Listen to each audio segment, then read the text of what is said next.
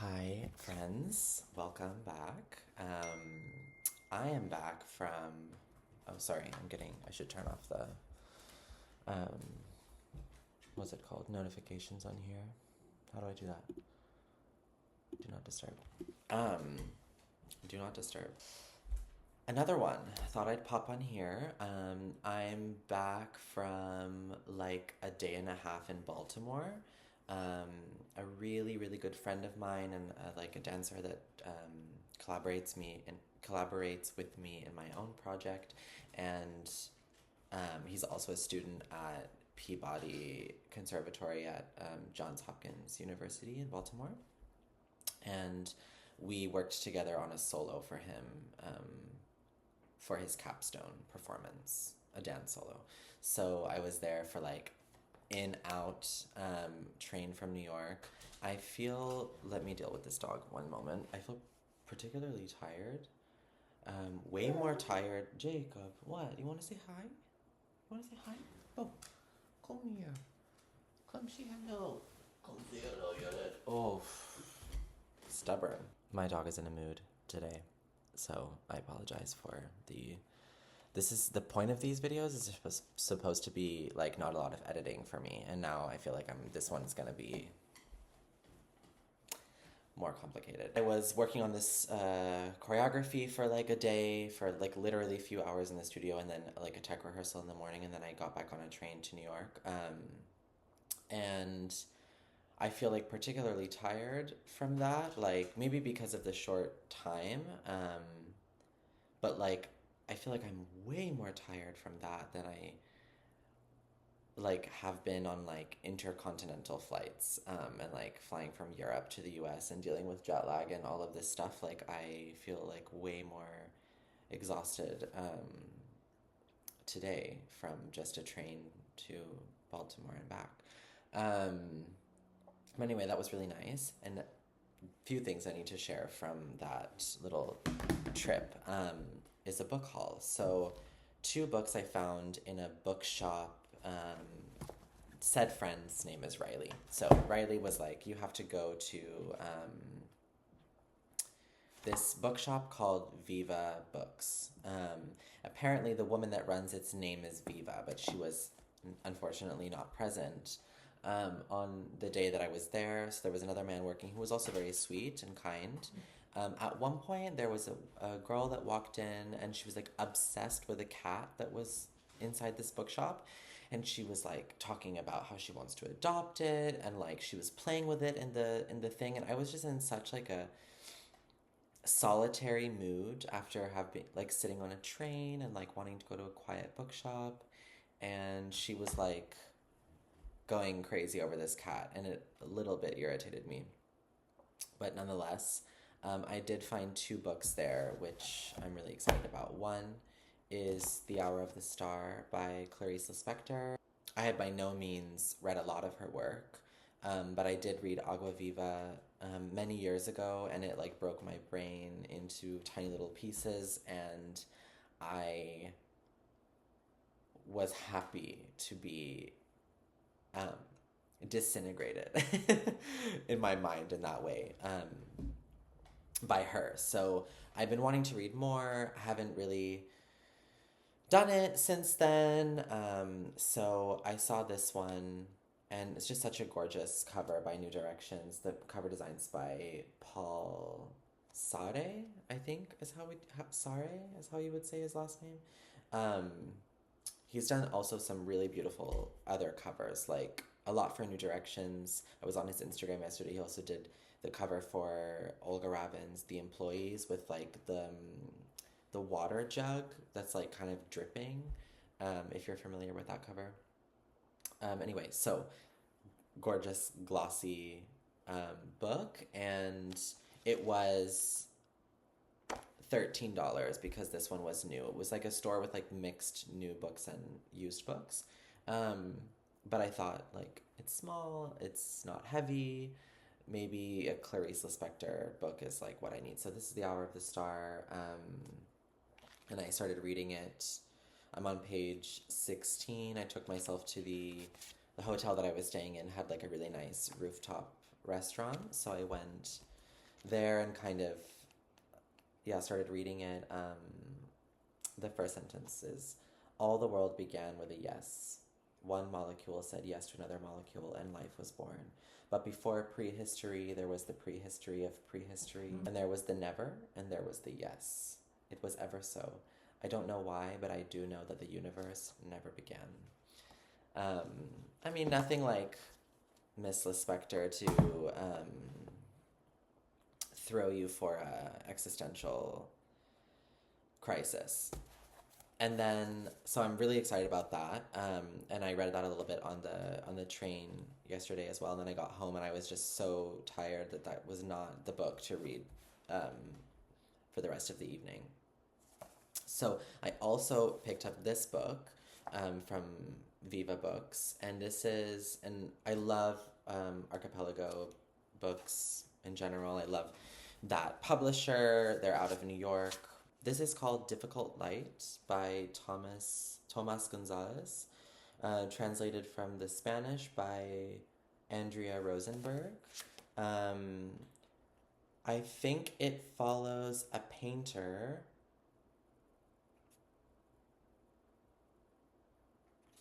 an aging painter who starts to embrace all the grief that he has in his book by writing. So kind of leaving painting. I don't know. Oh, I think it's because he's like a nearly blind man at this point, and so he has a hard time to paint. So he starts to write.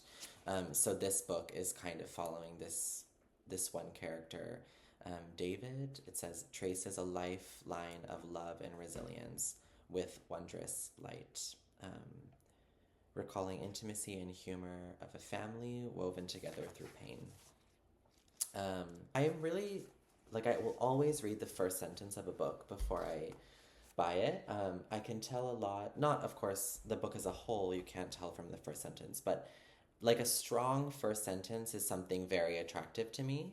And most of the time, books with a really strong sentence to my taste have not fully disappointed me. So this is the first sentence. That night, I spent a lot of time awake. Very simple, but it grounds you at a certain time of night, and there is a disturbance. I think I like books with disturbance. And a first sentence that has something disturbing about it. That night I spent a lot of time awake, I couldn't sleep. Really pulls me in. So I don't know anything about this. I think it will be quite a heartwarming, but also hard book. Says it deals with a lot of pain and grief, and the unavoidable thing that is death in one's life. So, I don't know. I'm really intrigued by that. And then sweet Riley got me some gifts, which was so nice. So 2 books, some other things that I won't show you, but then one gadget, I would say, that I'm so excited about. So books first.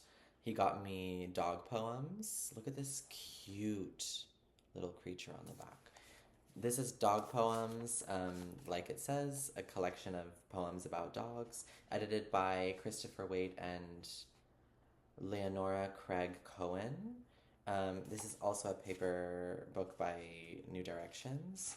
And yeah, these are a collection of different poems about dogs by different authors. And in his card to me, he wrote what his favorite are. I stumbled just now on Clarice Lispector. So yeah, it seems to be just my kind of thing. As we know, I love a dog. I love my dog. I love dog videos. I love everything pup related. So that's so sweet and so cute. And then he said he saw this book and he said it seemed really interesting and I should let him know if it is, because he would also be interested in reading it. It's called Inland by Gerald Murnane. Inland is a work which gathers an emotional power as it moves across the grasslands of its narrator's imagination, from Solnok County on the Great Plains of Hungary, where a man writes in the library of his manor house, to the Institute of Prairie Studies in Tripp County, South Dakota, where the editor of the journal Hinterland receives his writing, to the narrator's own native district in Melbourne County, between Mooney Ponds and the Mary, where he recalls the constant displacement of his childhood. Okay, so it's like moving through many different places.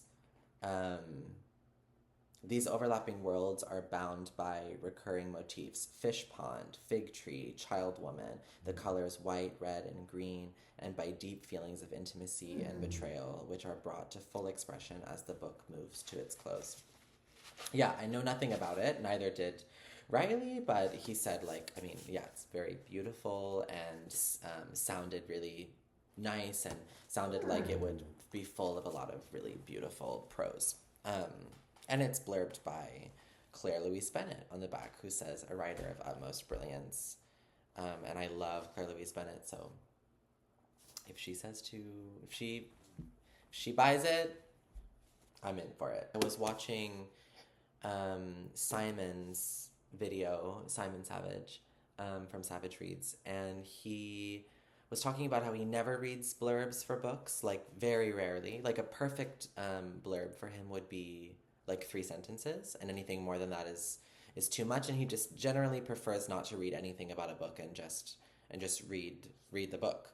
And that's something that I feel like I could do more. I wonder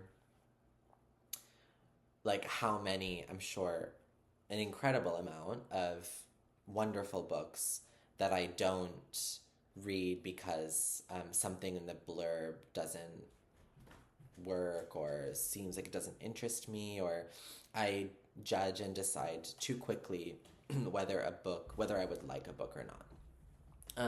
Which I think also is like part of just understanding one's taste over time and yeah, sort of curating your reading to be more more in the direction of things that you would like. But I also think that I should read more books that I know absolutely nothing about and don't read any reviews and don't read anything and just start reading it and see how it goes. So those are the books. And then Riley got me this like beautiful item. First of all, what a gorgeous case. It's an embosser. Is that how you say it? Like something that embosses another thing. So it looks like this. You take out this like little piece here and stick it in, and it embosses your books. And it says the Library of Ben Green. So I am obsessed with this. I had been wanting a book stamp for a long time, and like always the ones that people would recommend to me on Etsy were like constantly sold out. And yeah, so anyway, this is like not even ink. It's like literally pressed into the paper, which I think is so beautiful. I'll show you an example. I don't know if the camera will pick it up. Yeah, like this. Isn't that so gorgeous? And it like has texture because it's embossed into the paper, and it's just so beautiful. It's really, really beautiful. So I love this. I'm obsessed. I need to like have a session with all my books and emboss all of them. And then like, of course, if I give my books away or someone, like I let someone borrow them or whatever, it's like just a little, like a little bit of me in it. So I thought that was like such a thoughtful gift, and yeah, I'm obsessed to say the least, and it's so beautiful. I wonder if anyone's interested in that. I'll ask him where he got this so that I can share with you. Jacob?